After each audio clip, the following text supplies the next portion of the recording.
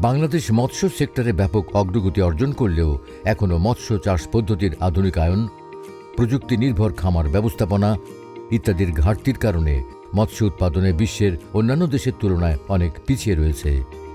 আধুনিক পদ্ধতি মাছ চাষে পিকেএসএফ-এর আরএমটিপি প্রকল্প খামার ব্যবস্থাপনা আধুনিকায়নে এয়ারেটর ও ইন্টারনেট অব থিংস প্রযুক্তির ছোঁয়াই বদলে দিয়েছে মৎস্য উৎপাদনের চিত্র। প্রযুক্তি ব্যবহারে চাষিরা এখন যে কোনো জায়গা থেকে মোবাইল ফোনের মাধ্যমে অ্যাপস ব্যবহার করে পুকুরের পানির তাপমাত্রা, অক্সিজেনের পরিমাণ, অ্যামোনিয়াম ও পিএইচের মাত্রা দেখতে পারে। এতে অপ্রয়োজনীয় রাসায়নিক সারের ব্যবহার, খাদ্য অপচয় কমেছে, বেড়েছে মাছের উৎপাদন, আর লাভবান হচ্ছেন মৎস্য চাষিরা।